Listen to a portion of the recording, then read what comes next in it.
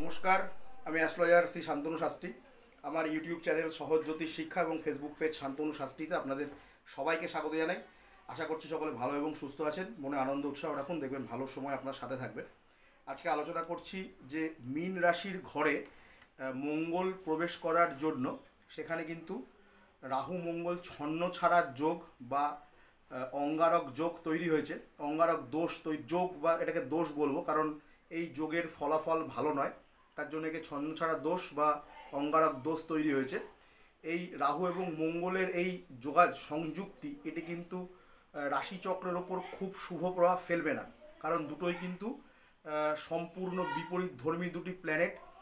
রাহু সাধারণত ধূসর বর্ণ বা কালো বর্ণের পরিচায়ক, মঙ্গল কিন্তু গাঢ় লাল বর্ণের ইঙ্গিত বহন করে বা পরিচয় বহন করছে। এক্ষেত্রে কালারের দিক থেকে কিন্তু রাহু এবং মঙ্গল দুটো কিন্তু অ্যান্টি প্ল্যানেট এবং চরিত্রগতভাবেও তারা কিন্তু দুজনকার অ্যান্টি। এবং এই দুটো গ্রহ যখন আমাদের একই সঙ্গে অবস্থান করছে, সে কিন্তু বারবারই চেষ্টা করবে কুফল দেওয়ার। যে সমস্ত লগ্ন বা রাশি দুর্বল হয়ে আছে, লগ্ন যদি দুর্বল থাকে, সেই রাশির সাপেক্ষে যেভাবে, সেই লগ্নের সাপেক্ষে যেভাবে এই রাহু এবং মঙ্গল ছন্নছাড়া দোষ বা অঙ্গারক দোষটি তৈরি হয়েছে, তার এগেনস্টে কিন্তু খারাপ ফলাফলটাই বেশি করে চলে আসবে।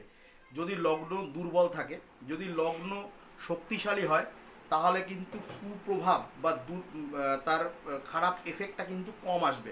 তবুও রাহু এবং মঙ্গল চেষ্টা করবে কিন্তু কুপ্রভাবটাকেই বেশি করে দেওয়ার। এক্ষেত্রে আমাদের অগ্রিম সতর্কতা নিয়ে থাকতে হবে, আমাদের লগ্নকে স্ট্রং করতে হবে। এক্ষেত্রে কিন্তু কি সমস্যা হতে পারে, প্রথমত হচ্ছে আইনি জটিলতা কোনো তৈরি হতে পারে, যেটা পরবর্তীকালে আপনাকে অসুবিধার মধ্যে ফেলবে। পুলিশের ঝামেলা হতে পারে, সেটা পরবর্তীকালে অসুবিধার মধ্যে ফেলতে পারে। রক্তপাত, দুর্ঘটনা, অ্যাক্সিডেন্ট, ঝুট ঝামেলায় জড়িয়ে যাওয়া, এখানে ঝগড়া অশান্তিতে জড়িয়ে যাওয়া, সেক্ষেত্রে হয়তো দেখা গেল ফিজিক্যালি ইনভলভমেন্ট, অর্থাৎ মারামারি লেগে গেল কারোর সাথে, কোনো ব্যক্তির সাথে আর এক ব্যক্তির। এই জিনিসগুলো কিন্তু একটু এড়িয়ে চলতে হবে আপনাকে।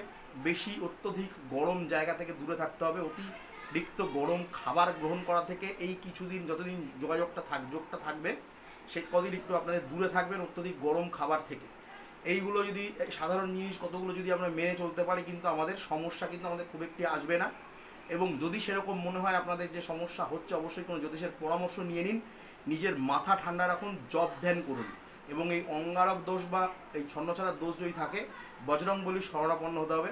বজরংবলীকে পুজো দিন প্রতি শনি মঙ্গলবার, লাড্ডু দিয়ে, মেটে সিঁদুর দিয়ে তার কাছে নিজের অসুবিধার কথা জানান এবং প্রার্থনা করুন। দেখবেন তিনি আপনাদের সমস্ত রকম সমস্যা থেকে কিন্তু রক্ষা করবেন।